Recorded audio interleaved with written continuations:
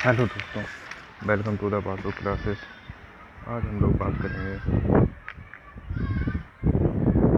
C TET के जो EVS के इम्पोर्टेंट क्वेश्चन हैं उनके बारे में, जो हमारे एग्ज़ाम की दृष्टि से बहुत ही महत्वपूर्ण है। चलिए शुरू करते हैं। सलाद जो होता है दोस्तों, सलाद अपना पूरा जीवन कितने पेड़ों पर बिताता है? तो यह अपने पूरे जीवन 8 पेड़ों पर कुल बिताता है। ये अपने 40 साल के जीवन में कुल 8 पेड़ों पर ही घूम पाता है दोस्तों, तथा ये पेड़ पर उल्टा लटक कर सोता है, ठीक है, लगभग 17 घंटे दोस्तों। ठीक है, बात की जाए हाथी का झुंड का नेतृत्व कौन करता है? तो जो सबसे बुजुर्ग हथनी होती है वह हाथी के झुंड का नेतृत्व करती है। जब बच्चे जो होते हैं 15 से 16 साल के हो जाते हैं तब वह अपने झुंड को छोड़कर अलग हो जाते हैं दोस्तों। बात की जाए बाघ के बारे में, तो बाघ जो है वे अंधेरे में मनुष्य से 6 गुना बेहतर देख सकता है दोस्तों। और जो बाघ की मूंछें होती हैं वह अपने शिकार की स्थिति का अच्छी तरह से पता कर सकती हैं, शिकार किस स्थिति में है दोस्तों। बात की जाए सांप के बाहरी कान नहीं होते हैं, वह ज़मीन पर क्या महसूस करता है? तो दोस्तों जब उसके बाहरी कान नहीं होते हैं लेकिन वह ज़मीन पर कंपन को महसूस करता है दोस्तों।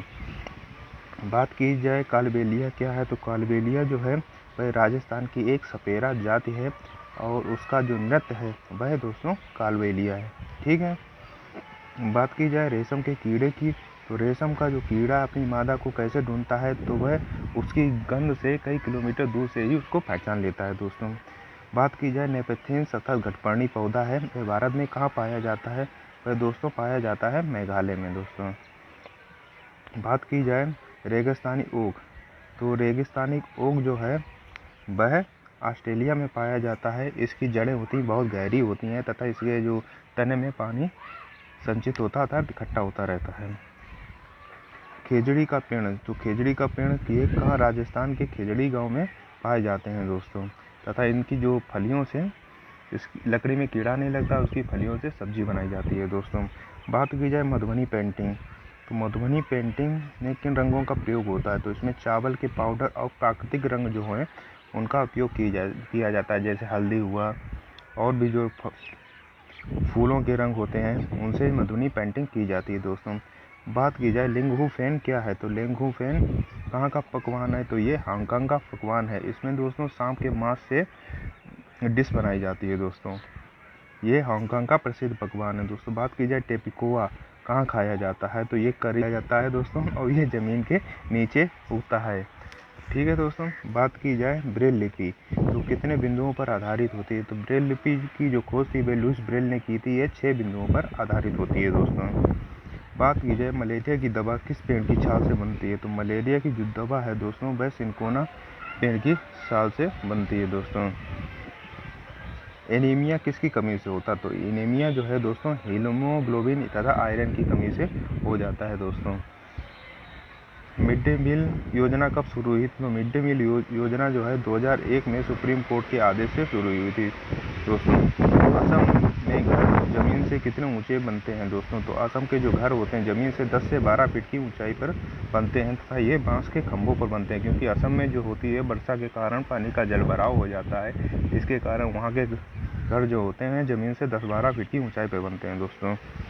बात की जाए लद्दाख में घरों की छतें कैसी होती हैं? तो घरों की जो छतें होती हैं वह समतल होती हैं और लकड़ी की बनी हुई होती है तथा नीचे की जो मंजिल होती है उसमें कोई खिड़की नहीं होती है।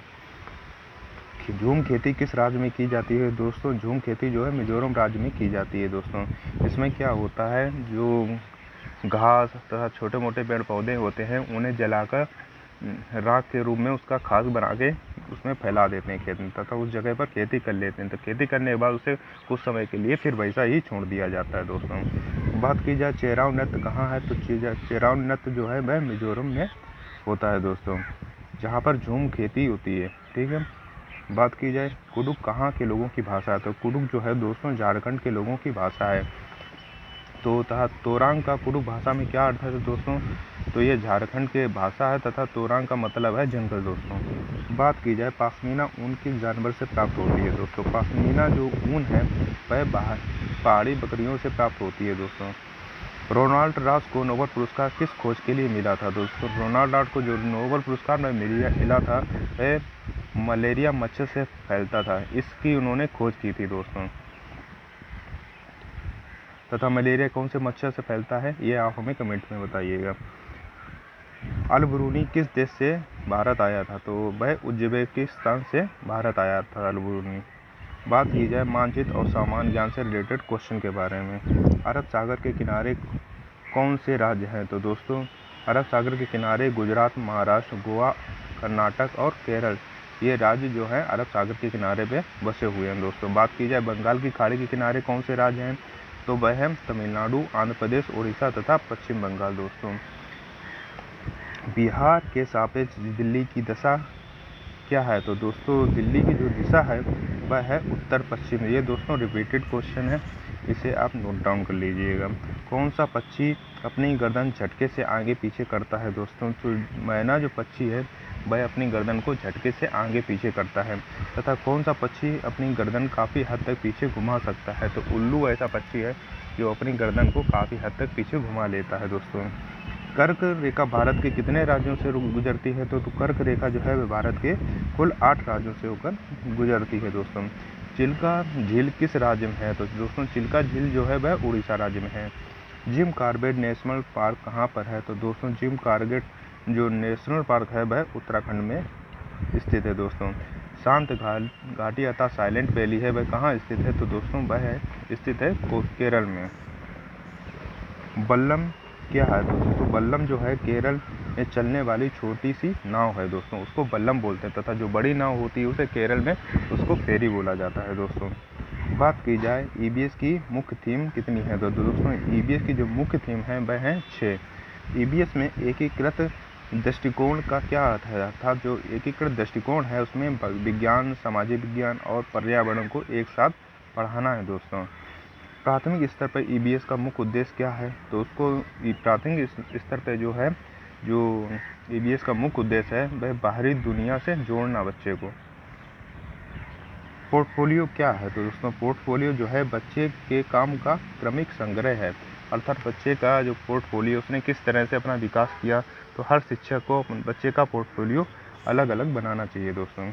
क्षेत्र भ्रमण क्यों जरूरी है? तो प्रत्यक्ष अनुभव के लिए जो शिक्षा के क्षेत्र में तथा पर्यावरण के क्षेत्र में क्षेत्र भ्रमण बहुत ही ज़रूरी है। ये क्या करता है? ये बच्चे के ज्ञान को उसके बाहरी जीवन से जोड़ने का काम करता है दोस्तों। सीसीई का पूर्ण रूप क्या है? दोस्तों सीसीई का जो पूर्ण रूप है वह है सतत और व्यापक मूल्यांकन। ईबीएस शिक्षण में कहानियाँ और कविताएं क्यों प्रभावी हैं दोस्तों? तो इसमें रुचि और कल्पनाशीलता बढ़ाने के लिए कहानियाँ और कविताएं जो होती हैं तथा रुचि जागृत करने के लिए ये उसमें उपयोगी है ईबीएस के शिक्षण में। एक अच्छे असाइनमेंट की क्या विशेषता है? तो दोस्तों सीखने के अवसर प्रदान करना, ये अच्छे असाइनमेंट की विशेषता है दोस्तों। बात की जाए नैदानिक परीक्षण का उद्देश्य क्या है? तो बच्चे की कमियों को जानना जो होता है वह नैदानिक परीक्षण के अंतर्गत आता है दोस्तों। उपचारात्मक परीक्षण कब किया जाता है? जब नैदानिक परीक्षण के बाद जो है उपचारात्मक परीक्षण किया जाता है, जब हमें उसका पता चल जाता है उसके अंदर क्या कमियां हैं, तो उसको दूर करने के लिए उपचारात्मक परीक्षण किया जाता है दोस्तों। ईबीएस में नक्शा पढ़ना क्या विकसित करता है? तो दोस्तों सापेक्ष स्थिति और दिशा की समझ को व्यक्त करता है दोस्तों। अधिगम के लिए आकलन क्या कब होता है? तो दोस्तों अधिगम के लिए आकलन जो है शिक्षण प्रक्रिया के दौरान होता है दोस्तों, क्योंकि जब हम शिक्षण करेंगे साथ में ही उस बच्चे का आकलन करते जाएंगे कि उसे मतलब क्या आता है क्या नहीं आता है। ठीक है। बात की जाए एनसीएफ 2005 के अनुसार ईबीएस का पाठ्यक्रम कैसा होना चाहिए? तो एनसीएफ 2005 के अनुसार जो ईबीएस का पाठ्यक्रम है वह बाल केंद्रित होना चाहिए दोस्तों। डिसलेक्सिया किससे संबंधित है? तो दोस्तों डिसलेक्सिया एलेक्सिया ये क्या है? पढ़ने से संबंधित विकार हैं दोस्तों। ये पढ़ने की अक्षमता से संबंधित विकार हैं, तो ये पढ़ने से संबंधित हैं। बच्चे की खोजकर्ता के रूप में किस सिद्धांत का हिस्सा है? तो दोस्तों रचनावाद का हिस्सा है बच्चे की खोजकर्ता के रूप में देखना। अगर दोस्तों आपको वीडियो पसंद आए वीडियो को लाइक करें, चैनल को सब्सक्राइब करें। धन्यवाद।